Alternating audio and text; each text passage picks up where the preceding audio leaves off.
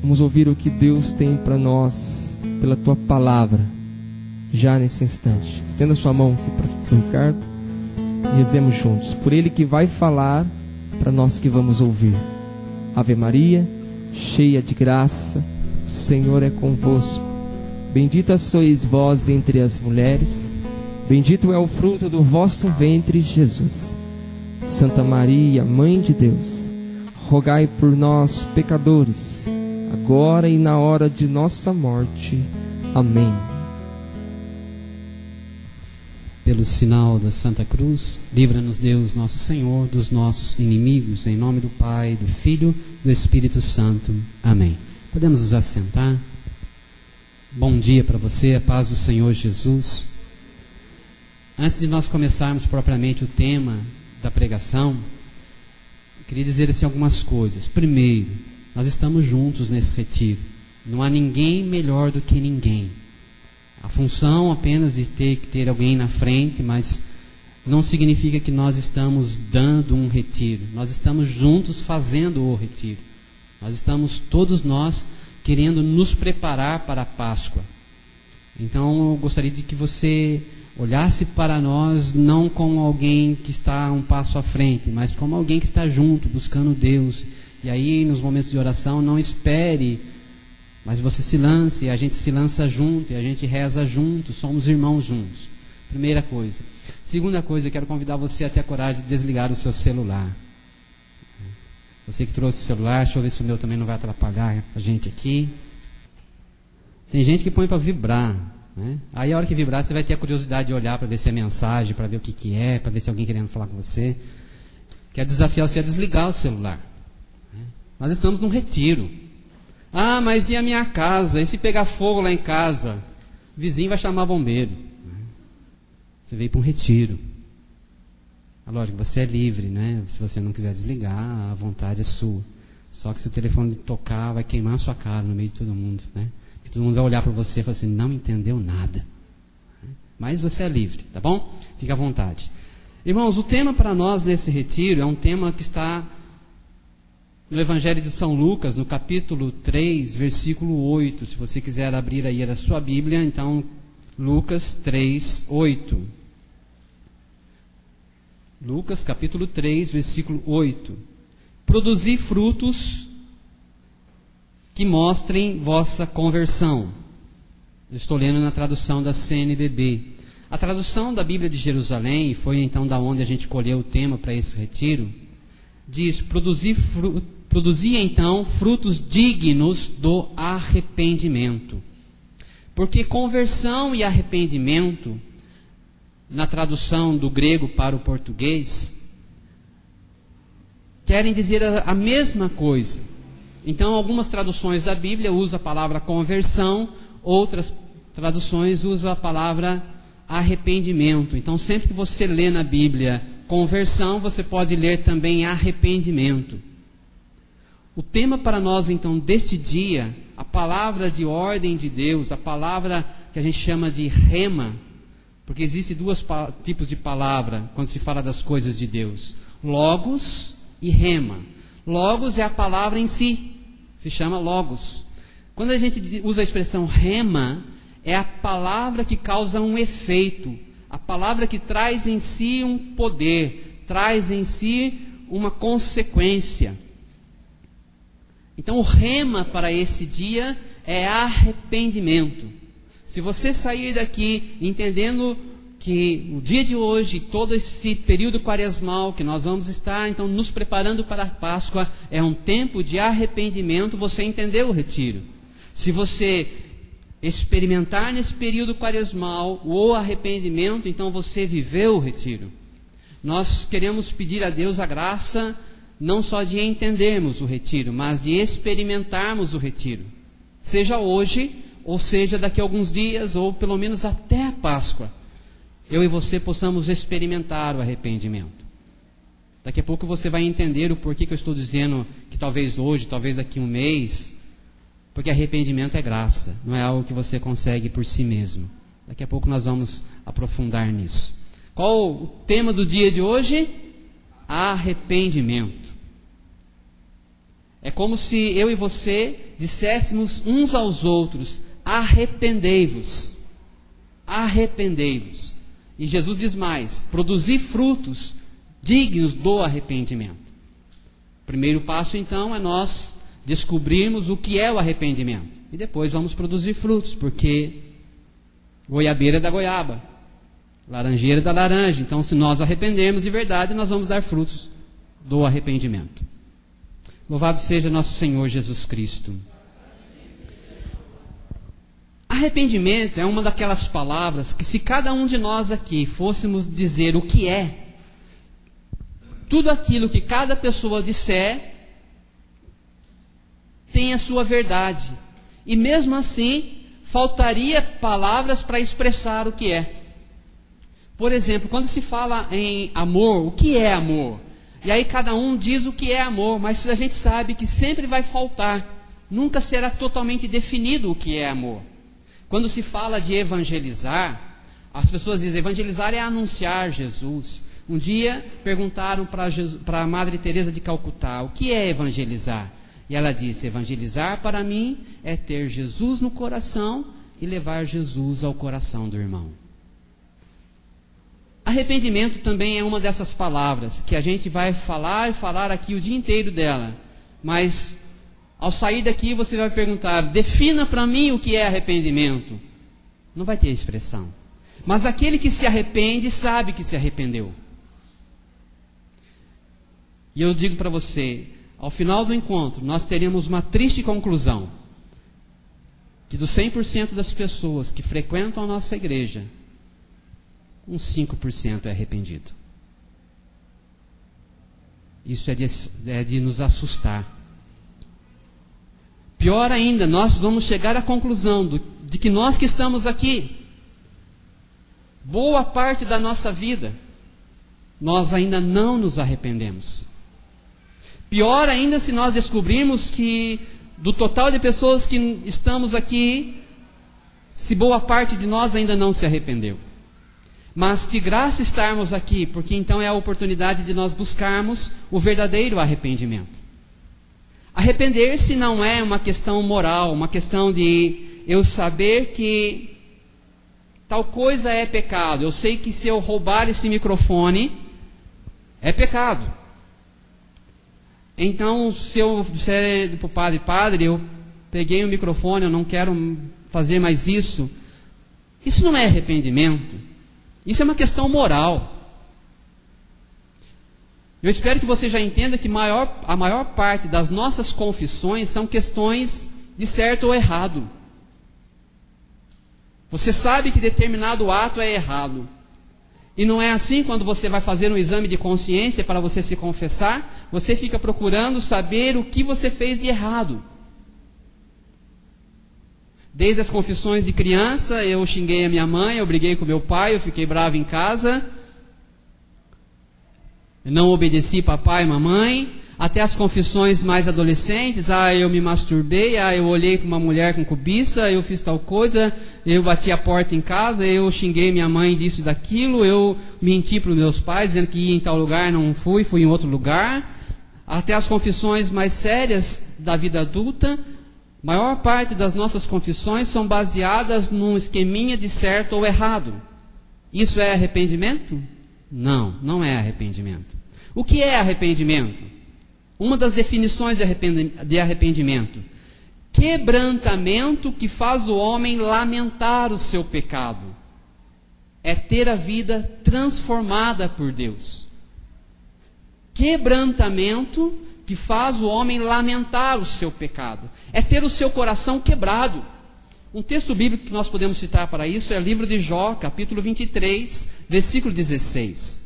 Livro de Jó, antes do livro de Salmos, capítulo 23, versículo 16. Nós vamos usar bastante a Bíblia. Se você é rapidinho na Bíblia, você pega, senão você anota, ou se você não trouxe nem lápis, nem caneta, e nem a Bíblia, pior ainda, aí depois você pega comigo as anotações aqui, né? Se você quiser comprar a colinha vale... Brincadeira. Jó 23, 16. O próprio Deus enfraqueceu o meu coração. O poderoso me aterrorizou. Veja, o que é quebrantamento? É ter o coração enfraquecido. Uma outra tradução diz: Deus desmaiou o meu coração. O coração de Jó foi quebrado pela graça de Deus, e então ele ficou aterrorizado diante do Deus Todo-Poderoso. Você já sentiu-se aterrorizado diante do Deus Todo-Poderoso? Você já teve o seu coração quebrado de chorar os seus pecados? Nós vamos ver depois, um pouquinho mais para frente, arrependimento não é ter o coração aterrorizado por medo do inferno. Há um retiro que a gente faz chamado Preparação para a Morte, e no retiro de Preparação para a Morte, se Deus quiser, daqui uns meses a gente vai ter outro. Se você não morrer até lá, você quiser fazer o retiro, vai ser bem-vindo. Mas no retiro em Preparação para a Morte a gente fala do inferno. O que acontece, por exemplo, quando a pessoa é julgada, isso na visão dos santos, na visão da igreja, na visão da palavra de Deus. Algumas pessoas ficam aterrorizadas com o inferno. Mas isso ainda não é arrependimento. Então não é esse tipo de aterrorizado por medo que nós estamos falando, mas é nós nos colocarmos naquilo que nós somos, no nosso nada, diante daquele que tudo é, o Deus poderoso. Ter o coração quebrantado. Essa é uma das definições de arrependimento. Quebrantamento que faz o homem lamentar o seu pecado. E diz ainda, é ter a vida transformada por Deus. Eu já quero dizer para você que uma pessoa arrependida de seus pecados, ela tem a vida transformada por Deus. Se eu pegar o Nivaldo, um homem ímpio, 100% de vícios, uma vida totalmente estragada, e eu quiser consertar o Nivaldo, e o Nivaldo vem para o grupo de oração e acha gostoso a igreja e fala assim, eu quero mudar de vida. E então eu começo a consertar, eu vou ajudar o Nivaldo, você vai ter que parar com isso, você vai ter que largar isso, São coisas que acontecem, e pessoas experimentam isso. E aí de repente você vê o Nivaldo conduzindo, pregando, cantando, você vai olhar, mudou de vida. Mas quando você pega um homem 100% de vício, 100% estragado, 100% de pecado, e ele vem num encontro como esse, ou seja, na casa dele ouvindo um rádio, ou sozinho no meio do mato, ou sozinho no serviço dele, mas ele se põe na presença de Deus, e Deus quebranta o coração dele. Esse arrependimento verdadeiro faz com que, sem que ninguém chegue para ele e diga, olha, você tem que parar com isso, você tem que mudar assim, você tem que largar isso, sem que ninguém diga nada, ele se torna um homem novo, porque a Bíblia fala do novo nascimento, e o novo nascimento acontece quando a pessoa se arrepende verdadeiramente. Agora eu pergunto para você, o que nós temos na igreja são pessoas arrependidas ou pessoas que aprenderam a ser cristãs? Porque a Bíblia fala, aquele que está em Cristo é uma nova criatura. É novo pensamento, é nova maneira de ver as coisas, é nova maneira de amar, é nova maneira de se comportar, é nova maneira de falar. Aquele que está em Cristo é uma nova criatura. Passou o que era velho, eis que tudo se fez novo. 2 Coríntios capítulo 5, versículo 17. Agora, eu posso fazer do Nivaldo um homem novo, mas aos moldes humanos. Mas isso não é arrependimento. Arrependimento leva a uma vida nova. Você entende agora que nós temos na igreja a grande maioria que não é arrependida? Eu pergunto, você já se arrependeu? Mas Ricardo, arrependimento não envolve também então eu me esforçar? Sim, nós vamos chegar lá. Mas a mentalidade muda. O coração muda. E aí a vida vai ser mudada. Jesus pregou o arrependimento, Mateus 4,17. Daí em diante, Jesus começou a anunciar, convertei-vos, pois o reino dos céus está próximo, ou arrependei-vos, pois o reino dos céus está próximo. Lucas capítulo 5, versículo 32. Mas eu nem achei Mateus ainda. Anota. Lucas 5,32. Não são as pessoas com saúde que precisam de médico, mas os doentes. Não é a justo que vim chamar ao arrependimento, mas a pecadores. Lucas 13, versículo 5.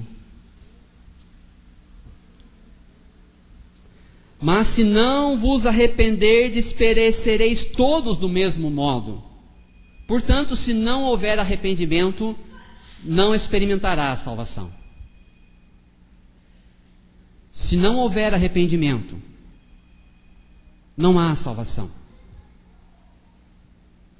Mas, Ricardo, se você disse que 95% das pessoas que estão na igreja não experimentaram arrependimento, e sem o arrependimento não há salvação, e agora? Agora é com a misericórdia de Deus. A gente não pode julgar. Mas friamente, biblicamente, se faz necessário o arrependimento. Se não vos arrependerdes, perecereis todos do mesmo modo. Jesus mandou pregar o arrependimento. Lucas 24, versículo 47. Assim está escrito: o Cristo sofrerá e ressuscitará dos mortos ao terceiro dia, e no seu nome será anunciada a conversão, ou o arrependimento, para o perdão dos pecados a todas as nações, começando por Jerusalém. No seu nome será anunciada a conversão, ou será anunciado o arrependimento para o perdão dos pecados. É preciso então que haja arrependimento. Atos capítulo 5, versículo 31. Deus, porém, por seu poder, o exaltou, tornando-o líder e salvador, para proporcionar a Israel a conversão e o perdão dos pecados. Para proporcionar a Israel o arrependimento e o perdão dos pecados. Israel é uma nação pecadora, uma nação que rejeitou o Messias. Veio para o que eram os seus, mas os seus o rejeitaram. Mas Jesus foi exaltado para que Israel se arrependa, para que venha sobre Israel o arrependimento. Atos capítulo 17, versículo 30. Mas Deus, sem levar em conta os tempos da ignorância, agora faz saber à humanidade que todos, em todo lugar, devem arrepender-se. Mas Deus, sem levar em conta os tempos da ignorância, agora faz saber à humanidade que todos, em todo lugar, devem arrepender-se. Portanto, também nesse lugar em que nós estamos, todos devem arrepender-se. O que você deve fazer? Arrepender-me. O que eu devo fazer? Me arrepender. Todos nós precisamos do arrependimento. Mas, irmãos, o porquê que nós não costumamos ter essa experiência do arrependimento? Porque arrependimento não é uma vez na vida. A certeza que você um dia se arrependeu é que você viverá em constante arrependimento até o dia que Jesus voltar. Vou repetir. A certeza que você teve um dia o verdadeiro arrependimento é que você viverá o restante da sua vida em arrependimento até o dia que Jesus voltará. Trago aqui a lembrança, a pessoa do rei Davi.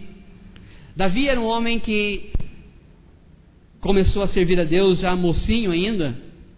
Deus o chamou. Você conhece a história de Davi que derrotou o gigante Golias. Davi nem sequer aguentou colocar a armadura do rei Saul. Era pesada para ele, e ele então diz: eu não posso com essa armadura, eu vou lutar sem armadura, eu vou só com 5 pedrinhas. E Davi então derrota aquele gigante. Davi vai se tornando com o passar do tempo um guerreiro, ele foi ungido por Deus, e é chamado na Bíblia o rei segundo o coração de Deus. Um dos maiores elogios que se tem na Bíblia é um rei. O rei segundo o coração de Deus. É de Davi que tem a descendência, onde nasce então Jesus. Jesus é o filho de Davi. Davi era um homem guerreiro, um homem que com o passar da sua vida se tornou um homem cheio de sangue em suas mãos, cheio de sangue em sua espada, a ponto de, na hora de construir o templo, Deus falar para Davi: Davi, você não poderá construir o templo, porque suas mãos são muito cheias de sangue, seu filho Salomão é quem há de construir o templo. Mas esse homem que se tornou calejado, se tornou guerreiro, se tornou vencedor de batalhas, um dia ele se dobra diante do poderoso, tem o coração quebrantado diante de Deus, aterrorizado diante de Deus. Davi, você conhece a história, ele pecou com uma mulher chamada Betsabé. O povo estava em guerra, Davi naquele dia não foi para a guerra, Davi estava em sua casa dormindo, e diz a Bíblia que ele estava dormindo até a tarde. Por isso os monges dizem que o sono da tarde é perigoso. O demônio do meio-dia é o pior que tem. É aquele que dá a preguiça espiritual. Você se levanta tarde da cama, você olha, parece que está tudo parado. É assim? A gente fica na preguiça, no marasmo. Davi estava nisso, e ele se levanta, vai passear no alto do seu palácio, e aí ele avista uma mulher se banhando, e a Bíblia diz que era uma mulher muito bonita. Ele então pede que se traga aquela mulher, Davi fica com ela, tem uma relação com ela, ela é engravida, mas aquela mulher era esposa de um soldado de Davi. Davi então manda buscar o soldado, fala assim, vem para sua casa, porque daí você dorme com ela e não fica sabendo que o filho é meu, não é? Lógico que não fala nessas palavras, mas é isso que aconteceu. Só que o soldado vem, porque o soldado era um homem fiel, Urias, ele não vai para a sua casa, ele dorme à porta do rei. Ele fala, como é que pode? As pessoas estão em guerra e eu ir para minha casa? Não, eu vou ficar aqui na porta do rei. Davi insiste com ele, mas ele não vai para a sua casa. Então o que faz Davi? Davi manda que se coloque Urias na frente da batalha para que Urias venha a falecer. É chegada então a notícia do falecimento de Urias. Davi então toma Betsabé por esposa. Aí um profeta Natã vai conversar com Davi. Porque para Davi, irmãos, estava tudo normal. É o rei Davi. E você já percebeu que nós, eu digo agora de nós vivemos uma vida de normalidade? Eu não sei quando foi a sua última confissão de pecado, seja diante de um sacerdote, ou seja a sua própria oração de confissão de pecado. Mas você não percebe que a gente trata as coisas numa normalidade? A gente vive a vida numa normalidade. A Bíblia diz que o justo peca 7 vezes ao dia. Nós já pecamos um monte de vezes no dia de hoje, desde a hora que nós acordamos. Pecamos contra as pessoas. Eu, antes de vir para cá, já cheguei em casa acelerando todo mundo, porque eu tinha ido lá buscar o leite, cheguei em casa, aí os filhos não estavam aqui, eu já cheguei já acelerando todo mundo. Vambora, quem vai comigo não vai, quem vai de bicicleta. E às vezes você já fere as pessoas, já peca. E nós tratamos as coisas numa normalidade. Davi estava na normalidade até que Natã chegou e contou para ele uma história. Havia um homem pobre que tinha uma única ovelhinha. E tratava daquela ovelhinha como se fosse sua própria filha. E havia um homem rico com muitos gados, muito dinheiro. E um dia chegou uma visita na casa do homem rico. E aquele homem rico, ao invés de matar uma de suas ovelhas, foi lá e pegou a ovelhinha do pobre. Enquanto Natã foi contando essas coisas, Davi ficou bravo e falou, esse homem merece a morte. E Natã olha para ele e fala, esse homem é você. Eu imagino Davi engolindo ali, né? E aí então Davi faz a oração que nós conhecemos do Salmo 50 ou do Salmo 51. Pega esse salmo aí, vamos vê-lo. 50 ou 51, dependendo da tradução da sua Bíblia. Ó Deus, tem piedade de mim conforme a tua misericórdia. No teu grande amor cancela o meu pecado. Veja, Davi teve já o coração assim quebrado por Deus. Lava-me de toda a minha culpa e purifica-me do meu pecado. Eu reconheço a minha iniquidade e meu pecado está sempre diante de mim. Contra ti, só contra ti eu pequei e fiz o que é mal a teus olhos. Por isso é justo quando falas, reto no teu julgamento. Eis que na culpa eu fui gerado, no pecado minha mãe me concebeu. Davi começa a tomar consciência não simplesmente de um ato cometido. Pela profecia de Natã, pela exortação que Natã o fez, Davi começa a tomar consciência que ele é um pecador. Mas tu queres a sinceridade do coração e no íntimo me ensinas a sabedoria. Purifica-me com o hisopo e ficarei puro. Lava-me e ficarei mais branco do que a neve. Faz-me ouvir a alegria e júbilo. Exulte os ossos que tu quebrastes. Afasta o olhar dos meus pecados e cancela todas as minhas culpas. Cria em mim um coração puro e renova em mim um espírito resoluto. Não me rejeites da tua presença e não me prives do teu Santo Espírito. Devolve-me a alegria de ser salvo. Que me sustente um ânimo generoso, e por aí vai o salmo. Amados, Davi tem consciência que ele é um pecador. A normalidade de Davi foi quebrada pela profecia de Natã, que o levou a tomar consciência que ele é um pecador. De certa forma, até agora, o que nós pregamos foi a introdução da pregação. Porque, para mostrar para mim e para você, que a nossa normalidade é por nós não termos consciência que nós somos pecadores. Pecadores. Outro dia eu ouvi um pregador dizer: você faz coisas erradas, mas eu quero dizer para você que você é bom. Nessa manhã eu quero dizer para você que você não presta. Se quiser brigar comigo, briga depois, mas você e eu, e quando digo você, estou dizendo para mim também. Mas aí você vai me dizer assim: bom, mas um dos textos da liturgia dominical que nós tivemos por esses dias dizia que Deus criou e Deus viu que tudo era bom. Como que você vai contradizer a palavra, Ricardo? Irmãos, a partir do pecado dos nossos primeiros pais, eu e você nos tornamos desgraçados.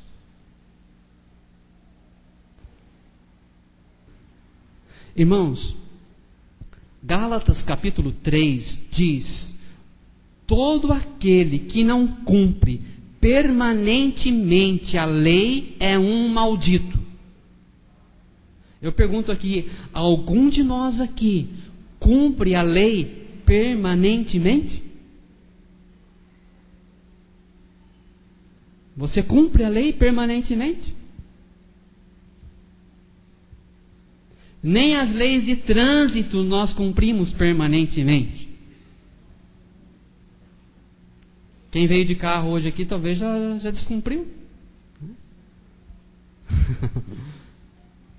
A gente entra em contramão quando não tem ninguém vendo. A gente ultrapassa a velocidade.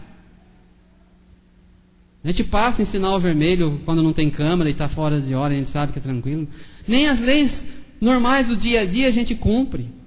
Quanto mais as leis de Deus, e a Bíblia diz: aquele que não cumpre a lei. Talvez você fale: bom, eu cumpro, tá? Você cumpre talvez durante um período, mas permanentemente. E toda a lei, porque aquele que transgride um dos mandamentos da lei, transgride a lei. Eu amo, eu ajudo as pessoas, eu não levanto falso testemunho, mas em algum lugar da lei você vai cair. Aquele que não cumpre a lei permanentemente é um maldito. Se você não cumpre a lei permanentemente, o que você é? Dá medo falar essas coisas, né, irmãos? Por isso que os santos, eles tinham consciência, eles iam orar e diziam: Jesus, eu sou digno do inferno, mas por tua misericórdia acolhe-me no céu. Sem Deus eu sou um maldito. Por que nós vivemos essa mentalidade essa normalidade, essa tranquilidade? Nós não temos mais temor a Deus. Você pega a igreja hoje, enche nas nossas missas, mas não se há mais temor. Nós chegamos num lugar santo, não há mais temor. Jesus está no sacrário vivo, mas não há mais temor. Está tendo um momento de oração, mas não há mais temor. A igreja parece um lugar de diversão. Os nossos cultos religiosos são mais lugar de diversão do que temor a Deus. Perdeu-se o senso do sagrado, porque vive-se numa normalidade, porque perdeu o senso do que nós somos. Nós somos desgraçados sem Deus. Nós somos malditos. Isaías capítulo 66, versículo 4. Ou 64, versículo 6, melhor dizendo. Isaías 64, 6. A partir do versículo 5. Todos parecemos coisa imunda. A nossa justiça toda é como sangue menstrual. Murchamos todos nós como folha seca, como o vento nossos pecados nos arrastam. Não há quem invoque o teu nome, quem acorde para em ti se apoiar, pois escondeste de nós a tua face e deixaste-nos como onda. A força dos nossos pecados nos arrastastes. Palavra do Senhor. O versículo 5 é claro: todos nós parecemos coisa imunda. Em outras palavras diz, em outra tradução diz, todos nós somos uma imundície. A nossa justiça, ou seja, aquilo que nós julgamos que é bom em nós, o que você faz de certinho? Eu vou à missa, eu confesso, eu rezo o terço todo dia, eu leio a Bíblia todo dia. Na nossa comunidade, nós temos uma regrinha de vida a cumprir. Nós temos que ter 15 minutos por dia de meditação da paixão de Cristo. Nós temos que pelo menos uma vez por semana ter jejum, rezar o terço todos os dias, estudo bíblico todos os dias, exame de consciência antes de dormir. Nem essas coisas às vezes a gente consegue cumprir. Mas ainda que nós cumpríssemos tudo isso, são algumas coisinhas boas que a gente faz. Mas o que a Bíblia vai dizer? Tudo isso é imundície. Porque de nós mesmos nós não podemos dar nada. Como diz aquela canção: Senhor, se tu olhares para mim, nada encontrarás de bom. Não há justo. Não há justo, diz a palavra, Romanos capítulo 3, não há justo sobre a terra. Você se lembra quando Abraão começa a interceder por Sodoma e Gomorra? Senhor, se tiver 50 justos, o Senhor vai destruir a cidade? Não, se tiver 50 não destruo. Mas Senhor, e se faltar 10? Se tiver só 40, o Senhor vai destruir? Não. E Abraão vai pechinchando com Deus, e, gente, não se encontrou naquela cidade 10 justos. Deus destruiu as cidades de Sodoma e Gomorra. Somos pecadores. Eu não sei se até o dia de hoje você tinha consciência.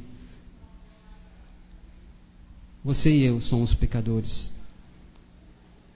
Fala assim: sim, Ricardo, a igreja sempre ensina, nós somos pecadores. Mas você percebe que é numa normalidade, numa frieza. Nós não temos a clareza que nós estávamos como inimigos de Deus.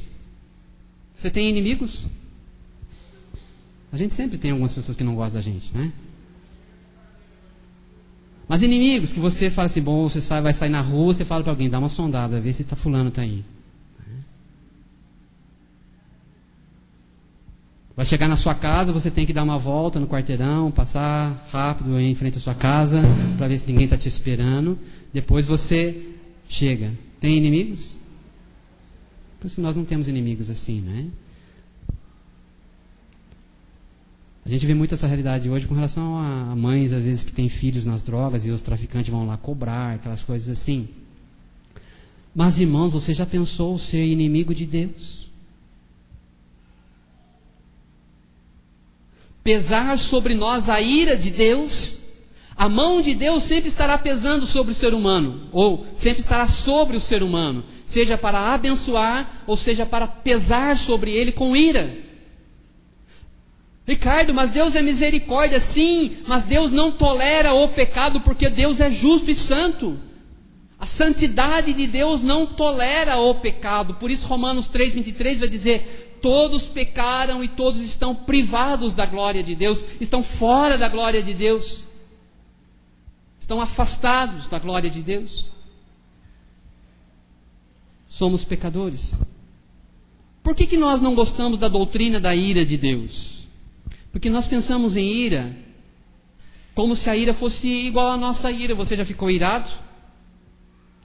Quem de nós não ficou, né? Se der liberdade, a gente agarra um para o pescoço e se esgana. Há momentos que você fala: Senhor, dá para tirar o mandamento não matarás por 2 minutos? Né? Só para eu fazer um acerto de contas? Depois volta ao normal? A gente fica irado. No entanto, a Bíblia vai dizer: mesmo em ira não pequeis. Porque ficar irado é normal. O que você vai fazer diante da sua ira, aí é que faz a diferença. Irar-se, você vai ficar normal. É normal que você faça. Se eu chegar e ofender você, você vai olhar para mim e dizer: paz, irmão. Você vai ou devolver a ofensa, ou você vai pelo menos remoer, você vai ter que orar, você vai ter que Se você não me agredir, você vai pelo menos ficar irado. Nós comparamos a nossa ira com a ira de Deus, então não entendemos que o nosso Deus seja um Deus que fique irado. Porque a nossa ira é uma explosão de raiva, é uma explosão emocional. Deus não tem desequilíbrios, irmãos. Então quando Deus está irado, é porque a sua santidade expõe o pecado. A sua luz expõe as nossas misérias e a sua ira se opõe ao pecado. Deus não tolera o pecado. Deus é santo. Deus é justo. Por isso nós, por nós mesmos, somos inimigos de Deus. Não há nada que você faça de bom que compre um lugar no céu. Que mérito tem você? Eu costumo perguntar isso. Que mérito tem você que está sentadinho aqui nesse retiro e vai ficar o dia inteiro? Talvez eu voltar para casa com dor nas costas porque está nessa cadeira. Vai falar, até quando esse rapaz vai ficar falando? Mas que mérito tem? Quem mais tem mérito? Você ou aquele que agora está no bar? Ou aquele que está no churrasquinho enchendo a cara? Quem tem mais mérito? Nem nós, nem eles. O único que tem mérito é Jesus Cristo, o Senhor. Nós só somos salvos por causa de Jesus, não por causa daquilo que nós fazemos, porque nós não prestamos. Nós somos pecadores, miseráveis pecadores. Há um santo na igreja que diz assim: o homem deve a Deus aquilo que ele não pode pagar. E se não pagar, não pode ser salvo.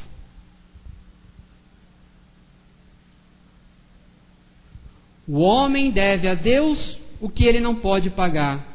E se não pagar, não pode ser salvo.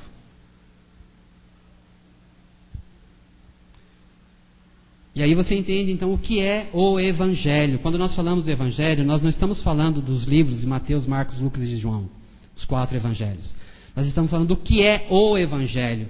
O Evangelho é isso. Nós devemos a Deus o que nós não podemos pagar. E a menos que nós venhamos a pagar, não seremos salvos. A única maneira de ser salvo é que paguemos, mas eu não posso pagar. Então o que faz Deus? Deus se faz homem e paga o preço no nosso lugar. Isso é o Evangelho. Ele toma sobre si a ira, a inimizade que estava contra mim, vai sobre o próprio Deus. Isso é o Evangelho. O castigo que me salva pesou sobre ele, Isaías 53. Por isso Jesus vai dizer, da mesma forma que Moisés levantou a serpente no deserto, João capítulo 3, será levantado o Filho do Homem, para todo aquele que nele crer, seja salvo. Mas seja salvo de que forma? Se arrependendo. Nós precisamos nos arrepender e entender que eu não sou salvo por mim mesmo. Por isso a Bíblia vai dizer também no Evangelho de São João capítulo 3, que aquele que não crê em Jesus, pesa sobre ele a ira de Deus. Ah, Ricardo, mas eu creio em Jesus. O demônio também crê. É preciso que haja um verdadeiro arrependimento. Uma outra definição de arrependimento. O arrependimento me faz descer até o inferno e a fé me faz subir até o céu. O arrependimento me faz descer até o inferno e a fé me faz subir até o céu. Quando uma pessoa se arrepende, ela tem consciência do quanto ela é imprestável, quanto ela é um nada. Aí ela crê em Jesus e Jesus a eleva até o céu.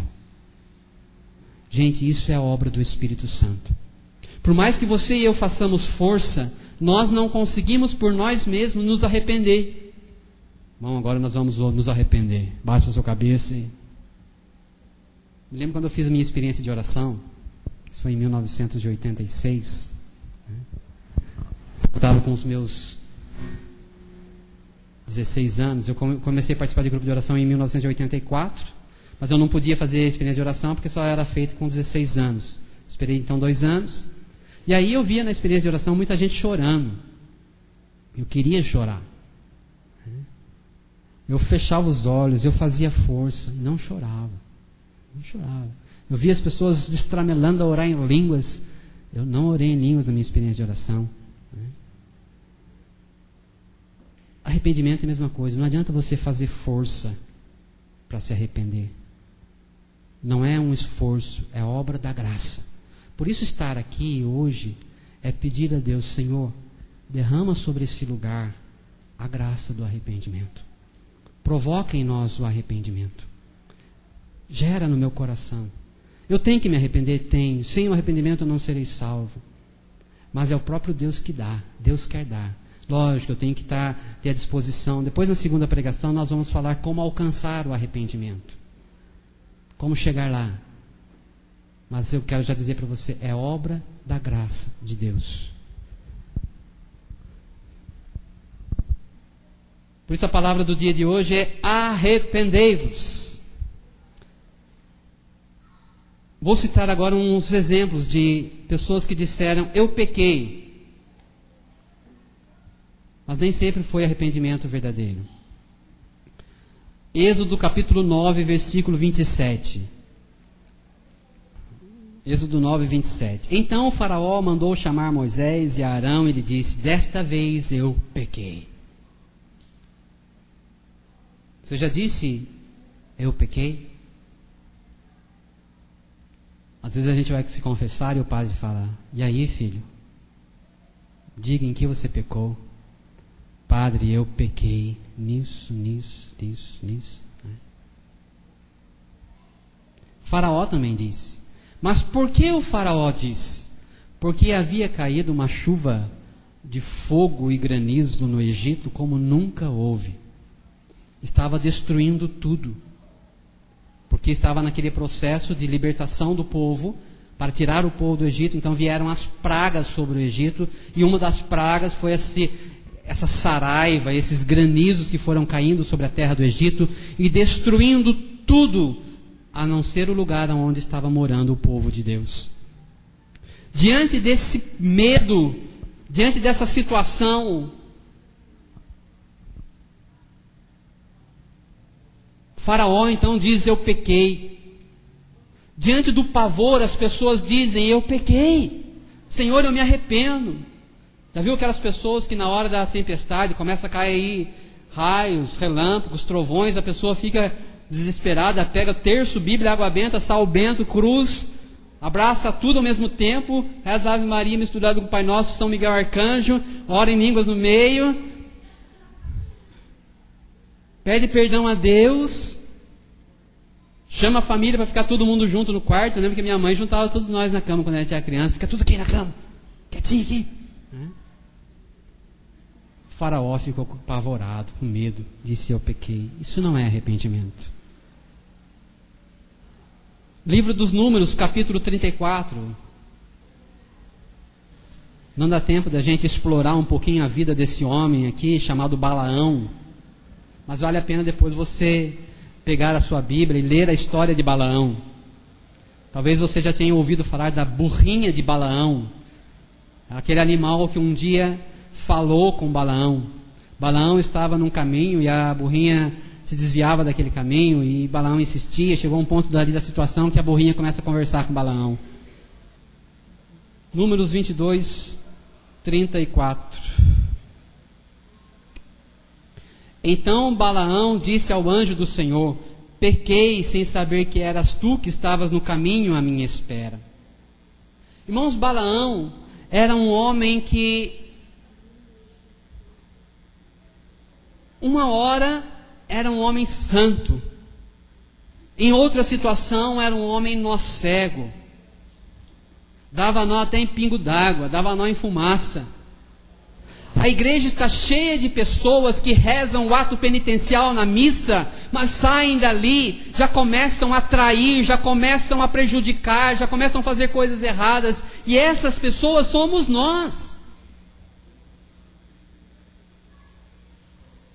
Que dizemos: eu pequei, confesso a Deus Todo-Poderoso e a vós, irmãos, que pequei muitas vezes por pensamentos e palavras, atos e omissões.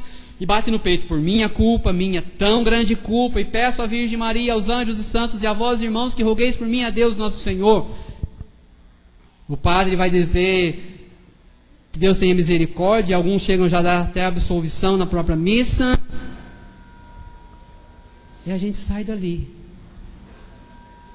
começa a viver a vida pecado de novo, enrolando as pessoas, cometendo erros de novo.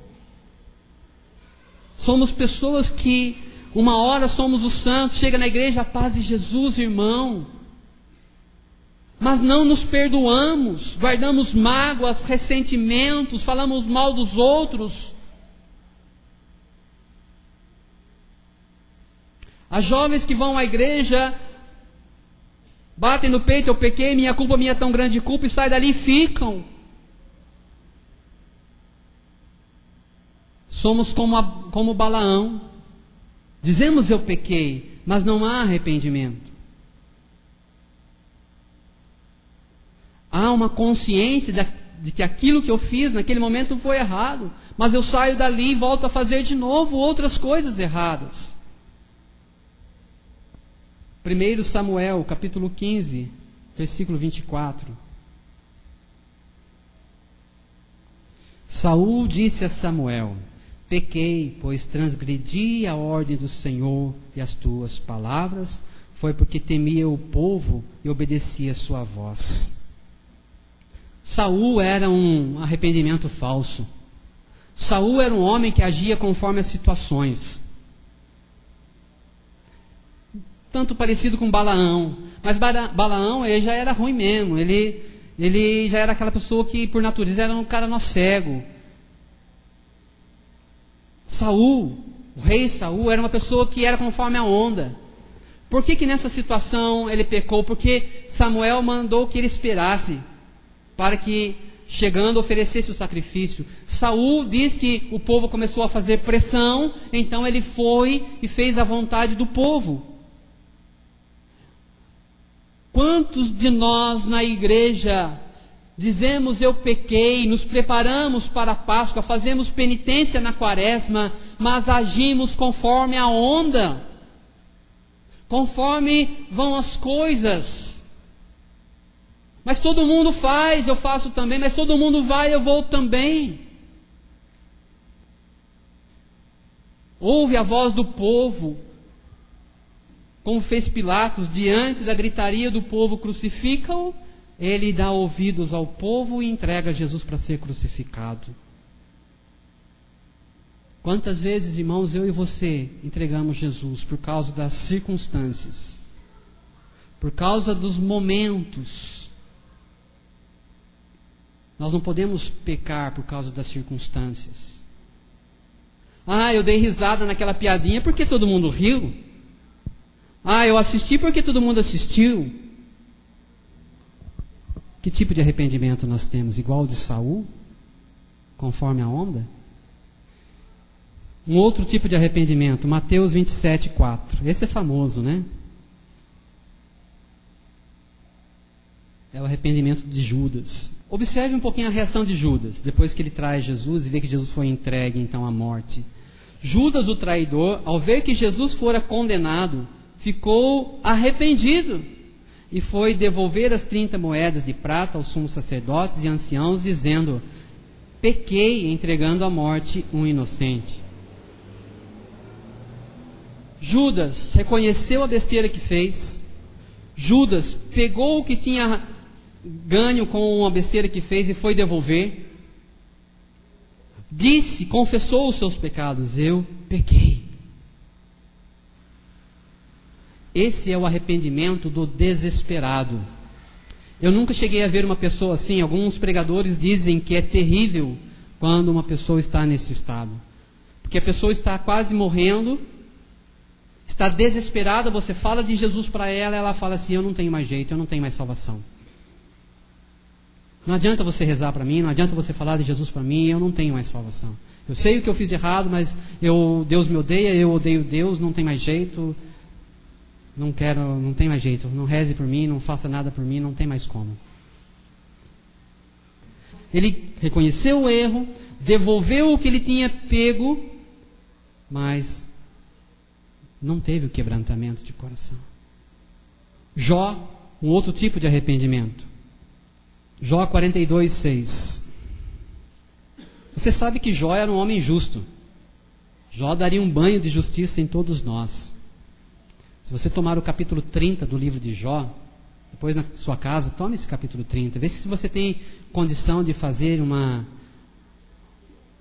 apresentação de vida reta, como Jó fez diante de Deus. Jó era um homem reto. Mas mesmo assim, no final da vida, depois de tudo que ele passou, diante de tudo que foi o discurso dos amigos, diante de tudo que foi o diálogo com Deus, Jó vai dizer: reconheço que podes tudo e para ti nenhum pensamento é oculto. Dissestes: quem é esse que obscurece o meu projeto sem nada entender? Pois eu falei sem nada entender de maravilhas que ultrapassam o meu conhecimento. Escuta-me, disse, eu vou falar. Vou perguntar e tu responderás. Eu te conhecia só por ouvir dizer, mas agora vejo com meus próprios olhos. Por isso acuso-me a mim mesmo e me arrependo no pó e na cinza. Jó, com toda a sua justiça, reconhece os seus pecados. Você e eu que recebemos cinzas na quarta-feira, quantos de nós, se não todos, fazemos isso porque todos os anos fazemos isso? Mas não porque estamos nos colocando na cinza, no chão, no pó, como pecadores, como Jó, um homem justo que passou por tudo que passou, e no final da vida, reconhece a grandeza, o poder, a soberania de Deus, ficou aterrorizado diante do poderoso. E aí sim Deus transforma a vida de Jó. Um outro arrependimento, e aí é um dos mais lindos que tem na Bíblia. Lucas capítulo 15, o arrependimento do filho pródigo. Você conhece a história, você sabe que é aquele homem que tinha 2 filhos, o filho mais moço disse para o pai: pai, me dá a parte da herança que me cabe. Quando um filho dizia isso para o pai, ele estava dizendo: pai, o senhor não vale nada para mim o senhor já morreu. Porque o filho só podia pegar a herança depois que o pai morre. Então quando o filho pede para o pai a herança antes do pai morrer, ele está dizendo para o pai: pai, para mim o senhor já morreu, me dá a herança, eu quero é seu dinheiro, o senhor para mim não vale nada. Aquele jovem vai embora, larga o pai, larga a família, larga as coisas, larga a casa paterna, vai gastar o seu dinheiro com os amigos. Depois que gasta o dinheiro com os amigos, com as prostitutas, com as gandaias da vida, aquele jovem fica sem dinheiro, sem ninguém mais, sem os amigos, sente fome, vai procurar emprego, consegue um emprego numa terra pagã, então longe das coisas de Deus, vai cuidar de porcos. Ele queria comer a comida que os porcos comiam, e os donos dos porcos não deixavam. Aquele homem sem nada, estragado. Um dia ele diz: na casa de meu pai, os empregados são tratados dignamente, e eu aqui passando fome. Vou voltar para a casa do meu pai e lhe direi: pai, pequei contra ti e contra o céu. Me trata como um dos teus empregados, já não sou digno de ser chamado teu filho. E a Bíblia vai dizer: e aquele jovem se levantou e voltou para o seu pai. E quando estava ainda no caminho, a Bíblia vai dizer: o seu pai o avistou, correu ao encontro dele, se lançou ao pescoço, cobriu de beijos. Disse aos outros empregados: tragam-me uma túnica, a melhor roupa, tragam-me sandália para pôr nos pés dele, anel para lhe pôr nos dedos, e matem um novilho gordo, porque teremos uma festa.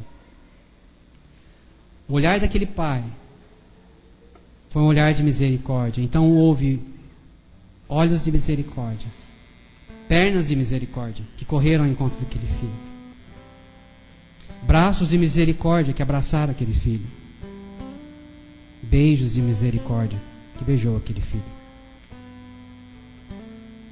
atos de misericórdia porque deu coisas novas para aquele filho. Tudo foi misericórdia, tudo foi graça naquele momento, porque aquele jovem teve o coração quebrantado, precisou chegar no fundo do poço, mas se arrependeu, disse: pai, pequei. A vida daquele jovem foi transformada pela ação do pai, não por ele, pela ação do pai. quando ele se arrependeu. Irmãos,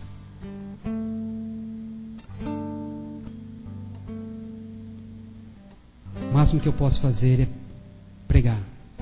Quem dá a graça é Deus. Eu peço que Deus nos dê nessa hora a graça de voltarmos para a casa do Pai. Eu não sei se vai ser já nessa oração da manhã, ainda antes da outra pregação, que nós vamos experimentar arrependimento. Enquanto orava para esse retiro, eu pedi a Deus muito a graça de que pelo menos uma pessoa tenha a experiência do verdadeiro arrependimento. Porque a Bíblia diz que um arrependido faz o céu parar e ter festa. Deus faz festa no céu quando um pecador se arrepende. Eu não sei se a sua vida de igreja tem ela muitos anos, ou tem ela poucos anos. Se é uma vida de alguém que se arrependeu, ou de alguém que aprendeu a estar na igreja. De alguém que aprendeu a ter comportamento cristão, ou de alguém que se arrependeu. Às vezes eu comento, porque meus filhos estão crescendo na igreja. Eu comecei a namorar na igreja, noivei na igreja, casei na igreja, meus filhos nasceram na igreja. Nossa casa é sempre nos moldes da igreja. Mas eu sei que se ainda não aconteceu, na vida dos meus filhos precisa acontecer o arrependimento. Eles precisam, se aconteceu ou não, é eles que dizem, eu não posso dizer. Mas eles precisam ter a experiência do nascer de novo. Porque senão terão somente costumes cristãos. Eu volto a perguntar, quantos na nossa igreja só tem costumes cristãos? E deixemos que a gente seja verdadeiro. Maus costumes cristãos, porque são cristãos que não têm santidade.